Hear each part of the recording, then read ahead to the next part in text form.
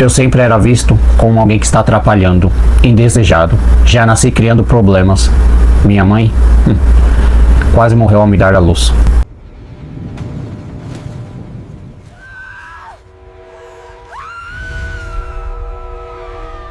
Eu sou a Cláudia. Eu sou o Vinícius. E esse é o Círculo do Horror. É importante dizer, né, que essa edição especial, Chico Picadinho, nós acabamos de voltar, né? Dos endereços, nós fomos aos locais onde o Chico Picadinho viveu, onde ele cometeu os 2 terríveis crimes que levaram à morte das 2 vítimas. E esse programa ele vai ser transmitido tanto para o YouTube quanto para a Dark Rádio, nosso programa Círculo do Horror na web rádio Dark Rádio. Então é isso. Gente, a gente sabe que a vida noturna, né, Vini? Sim. Ela propicia encontros. Encontros esses regados a álcool, a risadas. Coisas ilícitas. Sim. Encontros esses da vida noturna onde se despertam desejos. Vários desejos. Comuns e incomuns. Exatamente. Desejos de se relacionar, desejos de conhecer pessoas, fazer amizades ou algo mais que rola muito, né, para quem frequenta a vida noturna.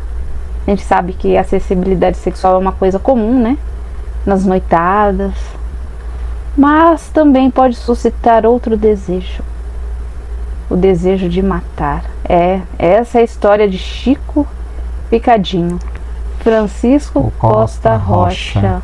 Ou, para os íntimos, como ele ficou conhecido, Chico Picadinho. Chico Picadinho.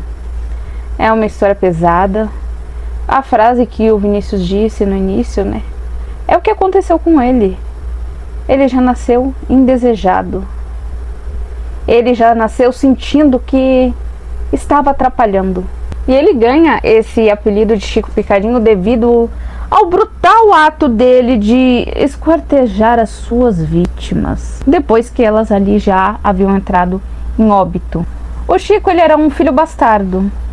Ele era filho de um rico exportador de café, de nome também Francisco, e da amante dele, a Nancy.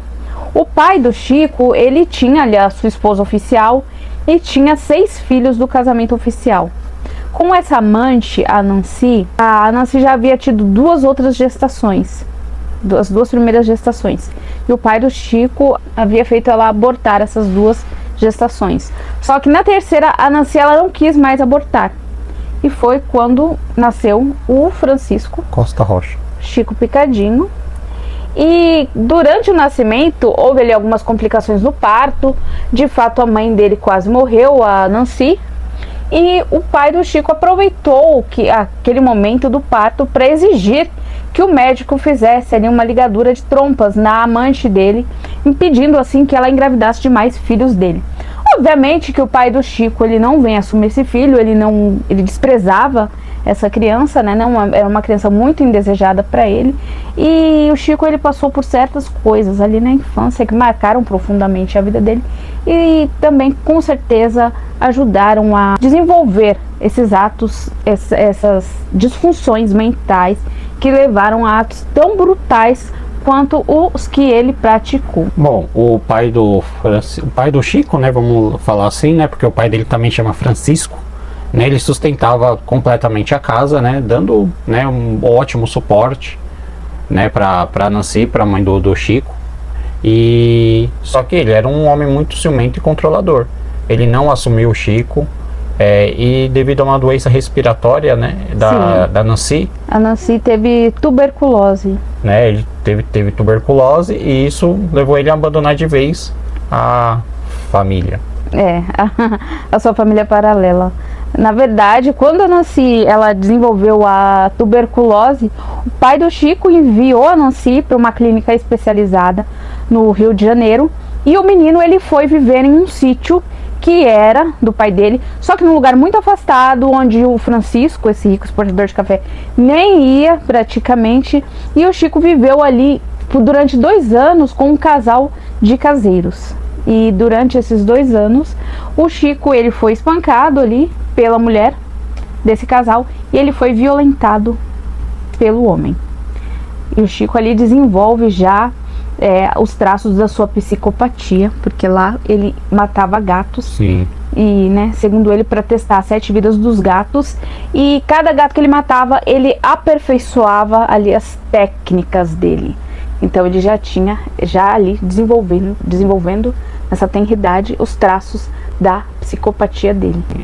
Esse abandono aconteceu quando o Chico tinha 4 anos, né, que ele foi pro sítio ficar com esses caseiros, e 2 anos depois a mãe dele volta, né, para resgatar o filho dela. Quando a Nancy veio resgatar o filho, ele nem lembrava dela.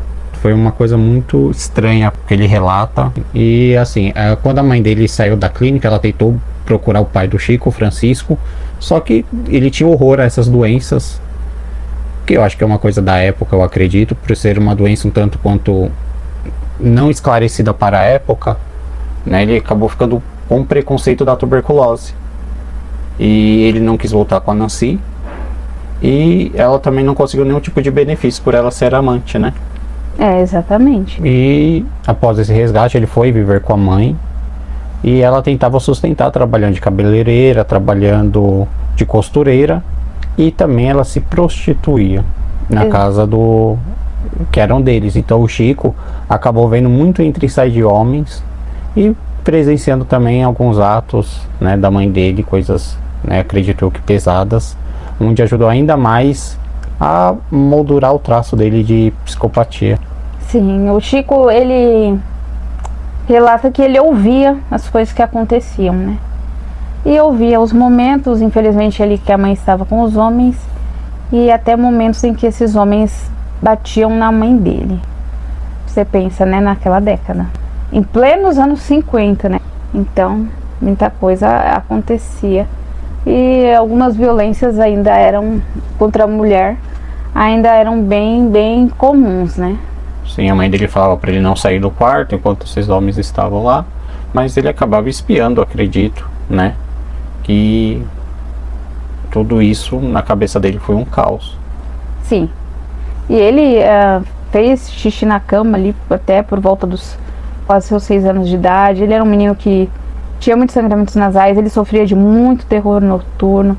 Então ele já tinha uma vida bem conturbada, bem atribulada psicologicamente. Bom, ali por volta dos 7 anos, o Chico foi estudar em um colégio de padre, e os problemas não foram menores, né? Ele era briguento, inquieto, não gostava de fazer lição, tinha problemas de concentração e aprendizado. E quando ele foi chamado ali à sala do diretor devido a esses problemas, ele acabou vendo uma cena talvez de um abuso, né? Que era uma criança sentada no colo do padre, e sem entender, ele acabou saindo correndo após ver essa cena. Sim, foi uma cena que assustou ele, né? E ele já, obviamente, aconteciam esses abusos, e é uma longa história, né? Padres e crianças, enfim. E ele, espiando ali pela porta, ele viu essa criança sofrendo esse abuso no colo do padre, e ele saiu ali sem correndo, entender, né? E essa cena também marca muito já a história de um menino que já havia sido abusado pelo caseiro. Marca novamente um novo trauma aí para a cabeça do Chico Picadinho, né? Porque aparentemente, pelo que eu tô, refletindo sobre a história dele, tudo que cercava a história dele tinha traços de abuso, né? Não traços, mas abusos, né? Abusos que foram cometidos contra ele aos 4 anos de idade, quando ele foi abusado, violentado, porque certas palavras, né, a gente não pode falar no YouTube. Quando ele foi violentado pelo caseiro, as práticas que a mãe dele infelizmente tinha ali para poder sobreviver, e você imagina, né, que realmente deveriam ter muita violência embutida também nesse trabalho sexual que a mãe dele prestava naquele momento, naquela década de 50. Então o Chico, ele cresceu cercado, vendo abusos e sofrendo esses abusos. Depois de repetir a 4ª série nesse colégio de padres, o Chico, ele vai ali para a rede estadual, onde o comportamento dele continua o mesmo, né? E a mãe dele tinha muitos problemas em tentar controlar o Chico. Ele passou ali, né, conforme a idade dele ia avançando, rumo à adolescência, à pré-adolescência, ele colocava fogo em coisas, né? Ele tinha uma obsessão por pesquisar sobre vampiros, tanto que isso é uma coisa que fica um pouco implícita depois, quando ele pratica os atos com as vítimas dele ali, porque ele tinha a mania de morder essas pessoas, inclusive ali no pescoço. Ele passava ali muito tempo na rua, ele invocava o diabo e enfim, coisas afins, né? Todas essas práticas perturbadoras. Na adolescência ele sempre foi o menor da turma. E nas brincadeiras ele sempre tentava ir pro lado mais sexual da coisa. Só que o Chico, ele andava com uns adolescentes maiores, né? Não maiores de idade, mas um pouco maiores que ele, ou mais velhos que ele. E ele também relata que, incrível, ele sofreu abuso também por parte desse pessoal com quem ele andava ali naquela época.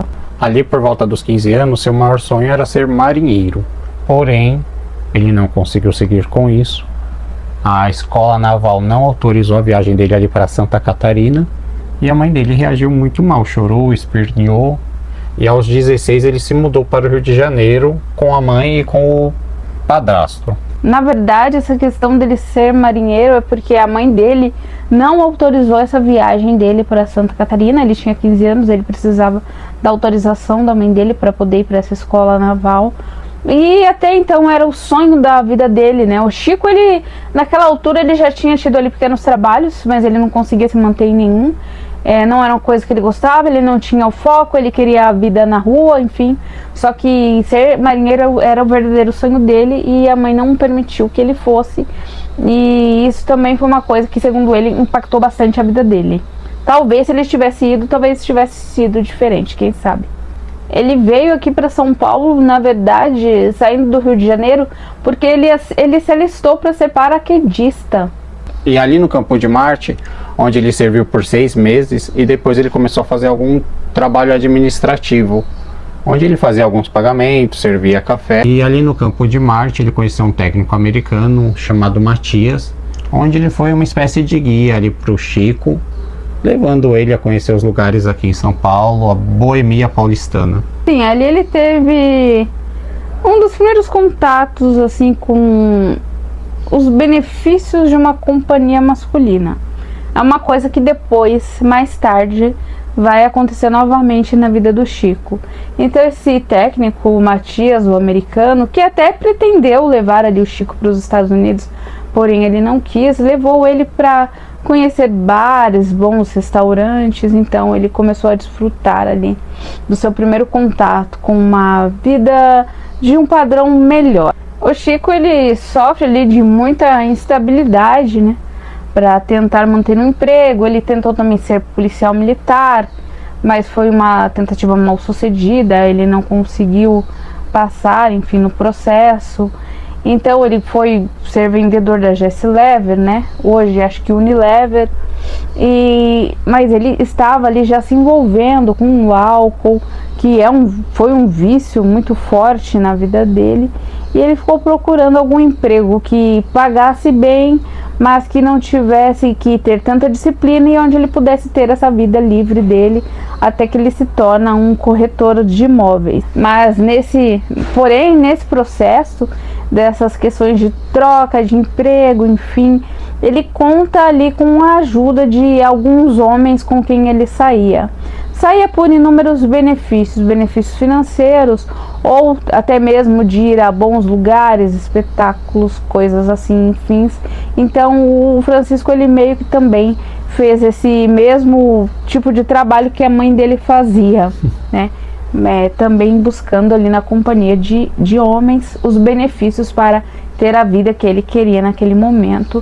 E ele chegou até mesmo, aparentemente, a sair com homens influentes, né? Ele conheceu pessoas importantes que frequentavam a região da Boca do Lixo, da boemia paulistana, como diretores, atores, enfim. E o Chico, ele lia muita coisa influente, né? Ele lia Nietzsche, ele escutava música clássica, era fã de Chopin, de Nietzsche, Dostoiévski. Então ele era inteligente, né? Diz que ele tem é ainda vivo, né, hoje, mas ele tem essa questão com a literatura, com a arte, né? Ele tem um certo refinamento, eu acho, aparentemente, muita coisa disso herdada por uma certa admiração que ele tinha por esse pai dele, que era um homem rico também, e tinha esse lado culto, esse homem que nunca o assumiu, nunca deu o amor de pai, né? Acredito. Sim, mas tinha esse lado desse pai dele que ele admirava, e ele próprio reproduziu isso, né? Buscando por essas artes e literaturas mais cultas, mais filosóficas, enfim. Até hoje na cadeia o pessoal fala que ele lê bastante essas coisas, né? Sim, é verdade. E ali, né, naquela fase da boemia, né, naquelas primeiras impressões da vida noturna, ele já se envolvia com orgias, e o comportamento sexual dele ia escalonando, ficando cada vez mais agressivo, e ele já estava ali, já começando a perder um pouco a mão com essa questão, passando do limite das coisas. E ele não queria um compromisso com ninguém, ele só gostava da companhia das mulheres da noite, onde ele pagava e fazia o serviço e pronto, sem nenhum tipo de compromisso, sem nenhum tipo de nada, só busca pelo prazer momentâneo. Sim, onde a única cobrança já havia sido acertada, né? E fora isso, mais nenhum comprometimento, e assim ele seguia se divertindo nessa vida pelas orgias e com as mulheres profissionais da noite. E ali em 1965 ele sofreu um atropelamento, onde ele teve uma sensação de desmaio por alguns segundos, porém não sofreu nada grave. E foi voltando aí de uma dessas noites de farra que ele foi atropelado, mas como não sofreu nada grave, logo ele já volta ali à sua rotina normal. Sim, e ele dividia um apartamento. Sim, né, com o Caio. Onde nós fomos hoje, na Rua Aurora, número 72. Para você que está ouvindo a Dark Rádio, vale um parênteses aqui. No nosso canal vai ter o vídeo. Sim. Da gente na porta do apartamento do Chico Picadinho. Do prédio, né? Do prédio do Chico Picadinho. Sim. Vai ter um vídeo lá onde fomos lá, gravamos alguns takes, porque é o centro, então só deu para gravar take. Verdade. A nossa vontade mesmo era ter feito um vlog. Só que ali é uma região bem complicada, que você tem que... É o centro, né? Tem que ficar de olho o tempo todo. Imediações da Santa Efigênia, da antiga Cracolândia. Mas hoje a gente passou ali pelas imediações. A gente queria ir nas ruas da antiga Cracolândia, que se dispersou, né? O pessoal se dispersou dali. Só que ali ainda tem havia muita presença de pessoas que fazem, né, uso do crack em si. A gente pensou que ia ter menos, mas não, tinha bastante, né? Na rua. Sim. Que a gente queria ir. Então a gente não pôde gravar lá, infelizmente, né? Ainda há muito resquício da Cracolândia naquela região, muitos fantasmas. Tem. Né? Ainda tem um pessoal lá, né? Então é um lugar que não dá pra arriscar muito, principalmente se você tiver com o celular na mão, enfim. Então a gente não pôde fazer muitos. A gente queria gravar todo o trajeto, mas a gente não pôde por conta disso. Sempre a gente via, tinha que ficar alerta, haviam sempre ali pessoas, né, nessas mesmas condições no entorno, então não havia muito o que fazer, né? E esse apartamento que ele dividia com o Caio, que era também um médico cirurgião, era somente um lugar para farra, para eles irem lá, né, no apartamento com as, né, profissionais aí da noite e depois... Sim, o Caio era casado, né, esse médico, estava passando ali por um período de instabilidade no casamento dele e mantinha esse apartamento aqui na Rua Aurora, número 72, juntamente com o seu amigo Chico. E o Caio usava esse apartamento para poder levar ali as mulheres com quem ele viria ter essas relações momentâneas, né, durante uma noite. E o Chico vivia ali mesmo, né? Nesse apartamento que ele dividia com esse amigo. As noites do Chico, geralmente, né? Começavam no bar do Pilão e acabavam no Ponto Chique. Que ainda existe. Dizem que é o melhor ballroom de São Paulo, viu? No Largo do Paissandu, né? Do lado da galeria. A gente tem que ir lá depois. Então o Chico conhece a sua primeira vítima, que era uma bailarina austríaca de nome Margarete Suida. Ela trabalhava também como massagista. Obviamente que vocês podem imaginar que nesse trabalho da Margarete havia também finalizações felizes. Massagista com final feliz. Isso. E ela disse ao Chico que ela não era prostituta, mas que ela aceitaria sim, lógico, um pagamento ao final de tudo. Ela aparentemente não estipulava um preço e ali o cavaleiro, né, dava o que ele achava justo. Mas eu acredito que ela deveria ser tipo mais como uma dama talvez companhia, de luxo, não sei, algo nesse sentido. Bom, em uma terça-feira, 2 de agosto de 66, Francisco conhece Margarete e papo vai, papo vem. Ele ofereceu o convite, ele fez o convite para eles irem ao apartamento dele esticar o prazer. E o próprio Francisco, né, ele se lembra pouco do que aconteceu ali naquela noite ali no apartamento dele. Ele tem flashes do que aconteceu e, de acordo com traços ali da investigação, o ato foi consensual. Pelas roupas ali, ela ficou nua de espontânea vontade, e o ato sexual parece que foi seguido por atos de violência pelos traços no corpo de Margarete.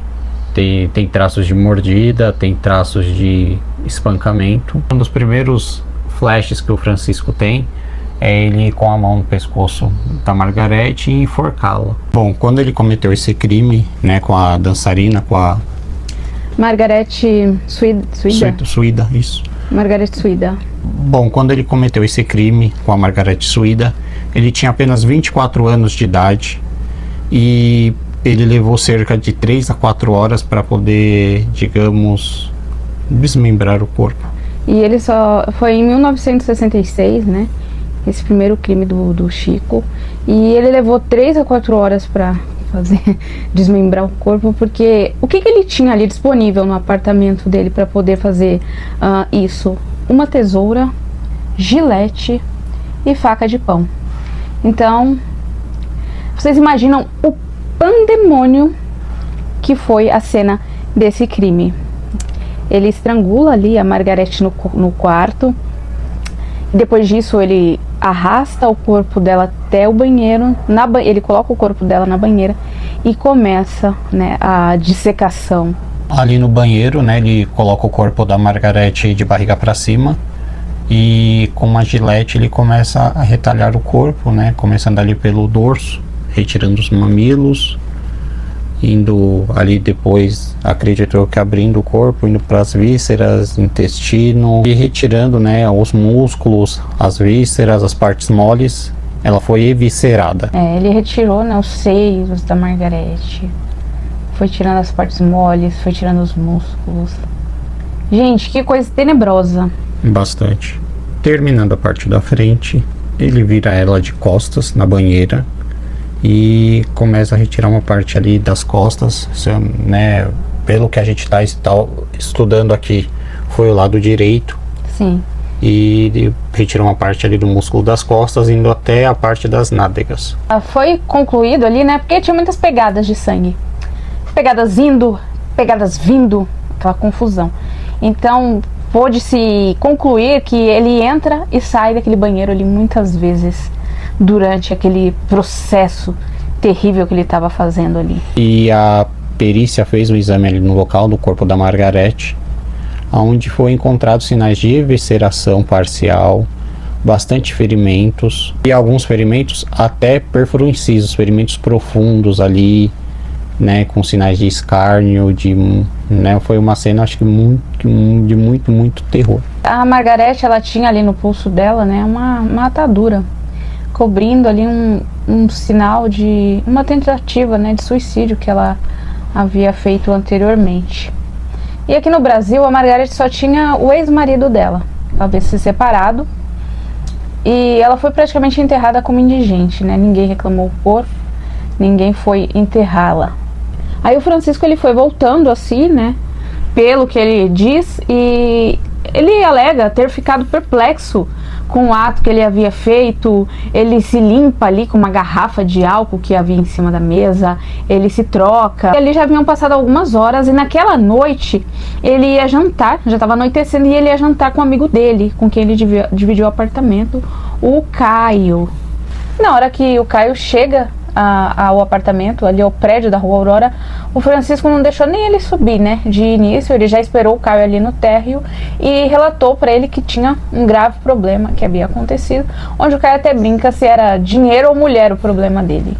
Aí o Francisco indaga que não, que na verdade dessa vez era um problema sério e que havia uma pessoa morta dentro do apartamento deles. Ali, né, ele pediu para que o Caio não denunciasse ele, que ele iria se entregar, mas primeiro ele precisaria falar com a sua mãe no Rio de Janeiro. Isso, e ele disse, né, pro Caio esperar que no dia seguinte ele ia ligar para casa da sogra do Caio para poder avisá-lo sobre isso, que ele sim se entregaria.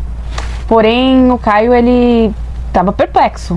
Então ele decidiu contar toda a verdade para a esposa dele, né, sobre a existência do apartamento, o que acontecia ali, e os dois procuraram um delegado que era amigo deles. E o delegado, que era um amigo deles, era o Dr. Antônio Strasburg de Moura, no qual ele já solicitou uma perícia no local, e conforme prometido, por incrível que pareça, mas ele cumpriu a promessa. Ele cumpriu a promessa. Francisco, sim. Né, ele já estava no Rio de Janeiro, sim. Ele ligou ali para a sogra do Caio, né? Sim. Onde o delegado também já estava ali junto do casal. De tocaia ali já, né? Sim, e ele conseguiu identificar o endereço, né? O número. Isso. De telefone, que era do hotel onde o Chico estava hospedado, que era o Hotel Regente ali no Rio de Janeiro. O Chico, ele foi preso no dia 5 de agosto de 66. Ele já tinha conversado com o advogado e o delegado foi ao encontro dele no Rio de Janeiro. E quando o delegado chega lá, né, ele fala: eu sou de São Paulo, eu acho que o senhor sabe por quê eu estou aqui. E afirma, né, sou da Delegacia de Homicídios. Ao se apresentar, Francisco não reagiu. E nesse mesmo dia ele estampou as páginas dos jornais de São Paulo. Sim, e que era uma coisa muito importante na época, né, Vini? Sim. As páginas dos jornais do Brasil, porque naquela época o jornal impresso era uma coisa muito forte, né? Sim, a gente não, logicamente a gente não tinha internet. Né, na época, então era tudo via jornal. Era muito forte. E acho que ali até a década de 90, início dos anos 2000, ainda se tinha esse hábito de se ter jornal, comprar jornal, de ler as notícias no jornal. Então o jornal era uma coisa muito do dia, forte. Tudo, o pessoal fazia plantão ali nas bancas, né? Sim, tudo logo de madrugada, né? Exatamente. Já abria. Banca de jornal também era uma coisa muito forte naquela época, que você ia lá adquirir o seu jornal. Enfim, eu cheguei a comprar alguns jornais, e quando eu era bem jovem, e dos anos 2000 ainda comprava de vez em quando, mas era uma coisa muito forte mesmo o jornal. Pena que, né, hoje com acesso à internet, enfim, se perdeu a prática. Bom, Francisco foi interrogado e ele não conseguiu apresentar um motivo ali no qual ele cometeu esse ato. E a polícia também achava que até o Caio ele fosse cúmplice, né? Porque os cortes, né, as coisas que aconteceram ali no corpo da Margarete, parecia ser feito com alguém com uma prática já. Parecia que foi feito não por alguém leigo, mas com alguém já com uma prática anterior. O Francisco alega que o ápice da violência aconteceu quando ele tenta ali submeter a Margarete à prática do sexo anal, e aparentemente ela de alguma forma ridiculariza ele, e ali ele diz que foi o ápice da violência, quando se desencadeia, né, toda a insanidade do ato brutal que ele cometeu. Tem uma coisa que não se sabe, mas possa ser que ele tenha pedido para ela fazer sexo anal nele. Faz todo sentido. né? E ela acho que não reagiu bem, aonde desencadeou toda essa violência. Sim, porque ele tinha, afinal, né, já essa larga história com a questão da prática homossexual, Da bissexualidade. A gente não sabe se é bissexualidade porque ele realmente era bissexual ou se era causado pelos abusos que ele sofreu aí no passado e de alguma forma, né, isso vinha à tona, assim. Como ele passou por essa questão, então eu acredito que a sexualidade dele era uma coisa que era muito mal resolvida, né? Porque ele não pôde resolver isso de uma maneira saudável, de se descobrir, né? Ele passou por esses processos de violência. Ele foi condenado a 18 anos de prisão pelo assassinato qualificado e mais 2 anos pela destruição de cadáver. Porém, ele teve sua pena reajustada para 14 anos, aonde ele cumpriu até 1972. Sim, ele tinha bom comportamento, ele até ajudava ali em algumas tarefas, ele vivia lendo, enfim. E ele recebia ali a visita de uma amiga, que algumas versões dizem que ela também era fazer alguns serviços de faxina no apartamento ali da Rua Aurora para ele, a Catarina. E ele chegou a se casar com ela ainda na prisão. E ali há relatos que ele se dava muito bem com a administração do presídio e também com os presos, né? E com os detentos, é verdade. Ele conseguia se dar bem com os detentos também. E é engraçado que a mulher dele, essa primeira mulher dele, a Catarina, ela disse que ele era muito calmo. E que na verdade ela que era nervosa. Vai entender? Igual a Cláudia falou, ele se comportava muito bem, ele lia, ele chegou a completar o 1º e 2º grau ali na cadeia. E a sua pena foi reajustada para apenas 8 anos, onde em 74 ele está em liberdade. Foi posto em liberdade. Você vê que loucura, né? Você disseca uma pessoa, você retira os músculos de uma pessoa, você faz uma atrocidade dessa e você tá livre de novo em 8 anos. Gente, é um absurdo. É claro, gente, é óbvio que ele ia cometer outro crime. Quem achou que ele ia se comportar, né? Falar, não, meu Deus, volta. que absurdo. Ele é gente boa, vamos libertar ele. E engraçado, né? A gente viu alguns documentários também em linha direta. Fala que ele passou por uma junta ali de psicólogos que acharam que ele estava apto ao convívio social. Eu até acho, sabe, Vini, que se ele tivesse sido liberto em algum ponto ali, porque ele é o preso que está há mais tempo no sistema prisional do Brasil, eu acho que se ele tivesse sido liberto depois do 2º crime, eu acredito que ele ia voltar a cometer outros. É uma pessoa descontrolada. Sim, é uma pessoa com traços mesmo psicológicos da psicopatia, né? É uma pessoa que, se você estudar ali todos os psicopatas, digamos, sérios, você vê que eles não são cruéis. Lógico que os crimes são cruéis, mas eu digo pelo viés humano. Eles falam, eles conversam, eles têm uma boa retórica, né? Então, não quer dizer que eles não irão cometer o crime. É porque o psicopata, ele tem esse traço da manipulação social, da articulação. Então, eles são manipuladores, eles sabem articular bem, eles sabem falar bem. É um traço da psicopatia, né? Porque o jogo do psicopata é isso, é se sair bem também falando, é se sair bem também socialmente, né? Se, de repente, né? É ele mostrar o lado humano. Que ele poderia facilmente manipular para mostrar esse lado. Sim. E parecer apto, né? Se dependendo dessa junta não tiver realmente um olhar mais clínico. Eu não sei como funcionava isso ali naquela década de 70. E poder parecer apto a um convívio social. Mas eu acredito que uma pessoa que tem a capacidade de dissecar o corpo de outra pessoa, dificilmente ela vai estar apta a um convívio social. Sim. Então o Chico volta para a realidade, agora casado. E na vida conjugal, o Chico ele não encontrou prazer. Porque ele precisava, é um psicopata mesmo, ele precisava de muito estímulo, né? Geralmente psicopatas precisam de bastante estímulo. Ele foi trabalhar na divisão de volumes ali da editora Abril, aí foi entrando dinheiro e foi voltando também a vontade de voltar à vida da noite, à vida boêmia, né? A tudo que ele já havia vivido, ao álcool, aos entorpecentes. Então ele sentia falta de tudo aquilo, né? Aí foi só um processo. Foi ladeira abaixo. Então ele chegava cada vez mais tarde na casa dele, aí tinha noites que ele já nem voltava, enfim, não tinha como dar certo, porque não era essa vida que ele gostava. E, pra completar, né, a mulher dele logo engravidou. Só que o casamento acaba ali ainda em 1974, quer dizer, ele durou pouquíssimo tempo, exatamente. A filha do Chico vem a nascer ali em 1975. Aí ele tava vendo aquele caos, vivendo em pensões, hotéis baratos, apartamentos, dividindo apartamento alugado, nessas condições, né? Tentando se virar e tentando manter a vida na noite. Levando uma vida boêmia. Sim. Né? Pegada, enfim, a coisas ilícitas, bebidas.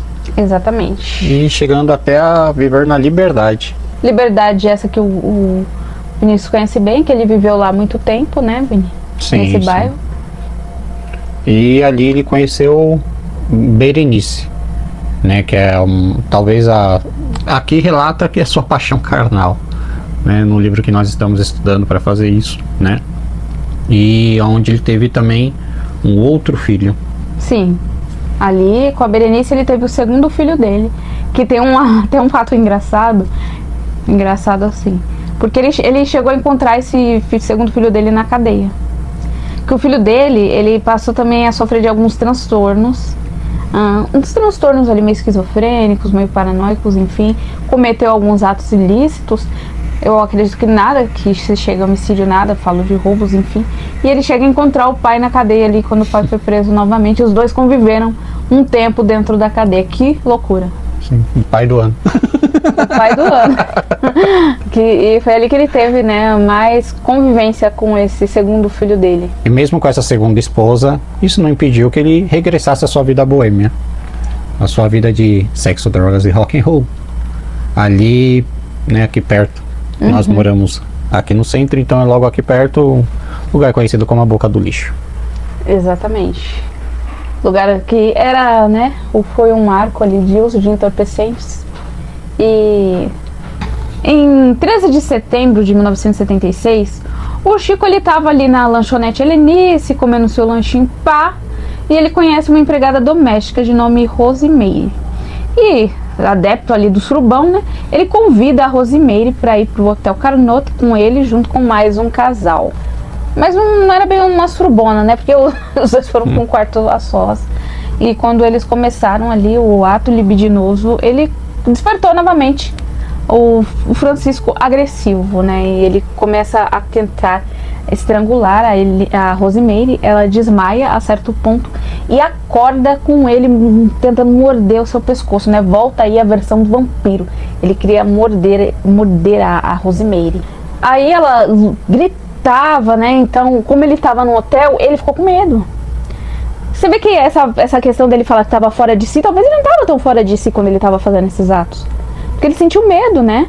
Se ele estivesse fora de si, ele não estaria nem percebendo que ela estaria gritando e tal. Ele estaria totalmente transtornado. Não. Aí ele para pra pensar, né? Que se as pessoas escutassem, poderia dar muito ruim pra ele ali. Então ele decide fugir. E a Rosimeire ali, né? Com as mordidas pelo corpo, ela se levanta. E quando ela levanta, ela percebe que escorre sangue no meio das pernas dela. E ela sai dali desesperada e vai pro atendimento médico, enfim. E foi onde constataram que o Chico, ele enfiou um objeto perfurante no útero dela. Então perfurou o útero dela. E mais do que isso, a Rosimeire, ela estava grávida no início de uma gravidez. E perde ali, lógico, o feto. Aí, no dia 15 de setembro, foi instaurado um processo contra ele por lesão corporal dolosa. E ele foi percebendo, né, até depois dessa relação, ele diz que só foi percebendo ali, que cada vez escalava mais, cada ato sexual que ele tinha escalava mais ainda essa questão da agressividade que ele queria cometer contra essas parceiras.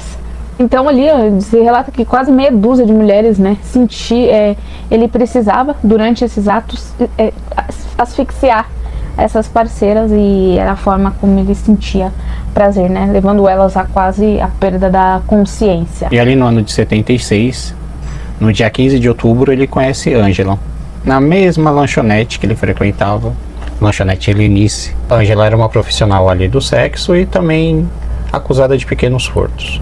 Sim, ela era conhecida como a moça da peruca. E tem até uma parte, né, no programa Linha Direta, onde um jornalista ele cita a Ângela assim, mas também ela não era nenhuma Cinderela. E eu achei isso uma coisa... Pesado, hein? É.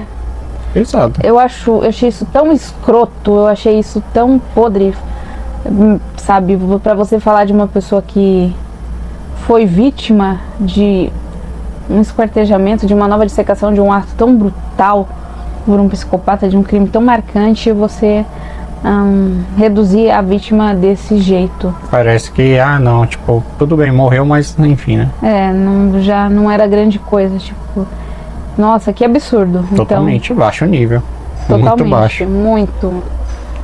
Foi uma coisa bem maldita, muito revoltante de se escutar, assim, de uma vítima de um ato de tamanha brutalidade.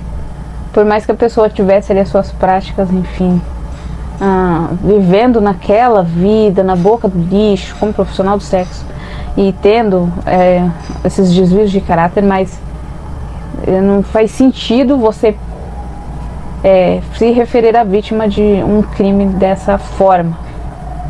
Acho que ninguém merece ser referido dessa forma. Sim. Independente do passado da pessoa, Sim. Ninguém merece ser referido dessa forma, porque são seres humanos. Estão passando ali por um período de dificuldade, enfim, mas ainda assim são seres humanos. Exatamente, um período conturbado, de dificuldade, de uma época difícil, de N questões, né?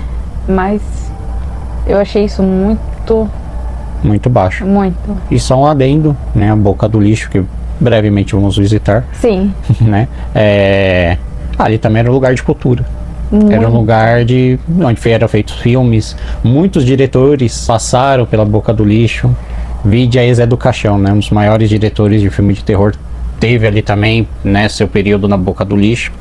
E ela é uma referência à boca do luxo no Rio de Janeiro. Ali foi, né? Ali rolava muito dinheiro, N produções, né? Muitas produções. E até a questão lá do pornô chanchada também. E muitos atores passaram por ali. Então era uma região muito rica em produção cinematográfica e em cultura, né? Não era, e aí, óbvio, eu acho que a questão da arte, dos artistas, sempre que andou meia... de braço dado com a boemia, talvez, sim, né? Foi esse mundo caótico da noite. Sim. Então, aquela região do Santa Efigênia sempre foi marcada por essa época, que foi uma época muito movimentada, a boca do lixo. E dessa vez, né, no segundo endereço no qual nós visitamos, ali na Rio Branco, 753, né? 753, nós estivemos lá. Eles entraram no prédio. O Chico e a Ângela, né? Ali ao final da noite, aí eles foram. Nessa época o Chico também morava com um amigo que também não estava lá no momento. E ele leva a Ângela para esse apartamento na Avenida Rio Branco. Parece que esse apartamento que ele vivia hoje não vive ninguém. É meio que na sobreloja, parece.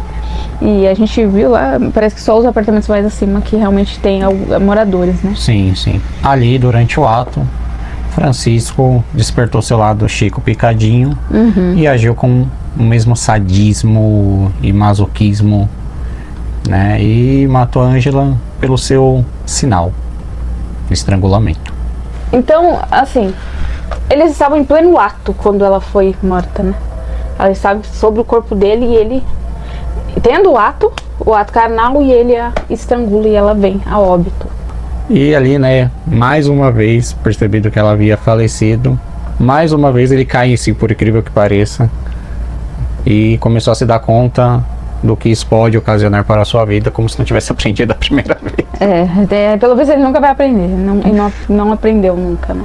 Então a primeira coisa que o Chico fez foi arrastar o corpo de novo até o banheiro, né? O modus operandi dele, e munido ali de um serrote, um canivete, uma faca. E uma faca, ele começa a picar o corpo da Ângela. Então, Então ele tirou os seios da Ângela, ele abriu ela pelo ventre, ele retirou as vísceras e ele começou a jogar algumas coisas ali dentro da privada. E aquilo entupiu. Pra quem não tá entendendo linguagem anatômica, abrir pelo ventre e abrir de baixo pra cima. Como o encanamento entupiu, ele falou, não vai dar. Não vai dar pra jogar um corpo pela privada, óbvio. Aí ele resolve ali cortar, bem mais cortado dessa vez. Picadinho. Picadinho pra poder dar um jeito de se livrar do corpo da moça. Ele, né, tentou picar para que o transporte fosse facilitado. Então ali ele começou ali cabeça, olho, boca. Foi, né, fazendo ali o modus operandi dele, né, pelo corpo ali da vítima. E ele começou ali a retalhar o crânio, retalhou a boca para diminuir o máximo do tamanho ali do corpo ali, mas logo ele percebeu que não ia ser um trabalho fácil. E segundo o depoimento do próprio, ele afirma que nunca trabalhou na área da saúde, nunca foi açougueiro, então ele só usou de força, né, a força dele, né, e para fazer esse trabalho. Ele não sabia selecionar o corpo. Imagina. Como da primeira vez, ele leva também de 3 a 4 horas ali para fazer o trabalho dele no corpo da moça. Ele joga as partes do corpo no banheiro e lava, né? Para escoar o sangue, enfim. E, né, adiciona tudo ali em sacos plásticos, depois disso. E ali, né, ele separou tudo em uma sacola e colocou numa mala. E colocou a mala na sacada do apartamento. Talvez tenhamos visto essa sacada. Bom, ele deixou ali na sacada do apartamento, né, com medo do seu colega chegar mais cedo e ter visto ali aquela belíssima cena. O seu colega Joaquim. Então, dessa vez ele tenta limpar tudo, deixar tudo meio que ajeitado. E a única coisa que ficou foi as malas e a mala e a sacola xadrez na sacada, né? Tanto que quando o Joaquim ele chega no apartamento, ele não percebe nada a princípio. Ele só percebe que o tapete do banheiro estava encharcado. Sim, e depois, né, que ele fez isso, ele sentou no sofá e adormeceu. E adormeceu profundo, porque ele não ouviu a campainha. Depois que ele fez tudo isso, ele sentou no sofá e adormeceu profundamente. Sim, depois que ele havia matado a Ângela e feito isso com o corpo dela, deixado na sacada, ele pega e adormece. Tanto que o colega dele, Joaquim, né, chega, tava sem a chave, aperta a campainha várias vezes, ele não escutou. Aí o Joaquim vai embora e retorna bem mais tarde. Sim. E de acordo com relatos do próprio, era umas 3, quase 4 horas, a hora que ele escuta de novo o Joaquim chegando, batendo na porta. Ele não se lembra de ter aberto a porta para o Joaquim. Aí o Chico mesmo, ele só acordou 6h30 da tarde. Quando ele acordou, ele... como se aquilo tudo tivesse sido um sonho. Só que não era, estava lá o corpo na mala. E ele pensou, não, se eu achar um conhecido, um carro, eu consigo colocar essas coisas dentro do carro e despachar esse corpo para algum lugar, que é um plano até que eu acredito que poderia até dar certo, né?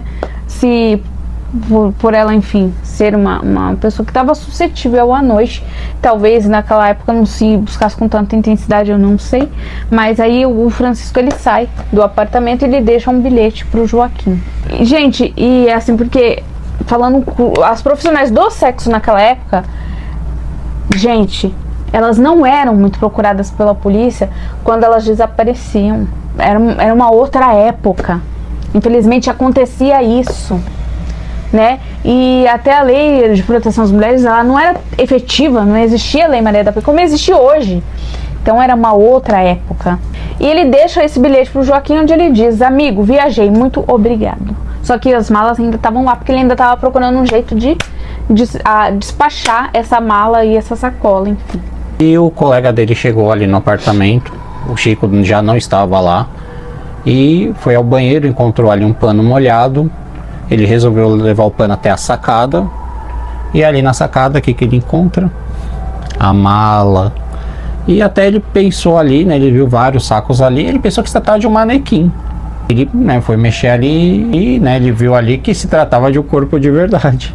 Aonde ele lembrou do primeiro crime do Chico e resolveu chamar a polícia ali de imediato. Então o Chico ele tenta voltar ao apartamento ali depois de algumas tentativas mal sucedidas de encontrar alguém para ajudar ele a levar esse corpo. E quando ele volta, ele encontra o carro ali de remoção de cadáveres em frente ao prédio. Aí ele já sacou ali, ele já deu fuga. Foi pro Rio de Janeiro. Mas aí a foto dele, a notícia já estava ali estampada em todos os jornais.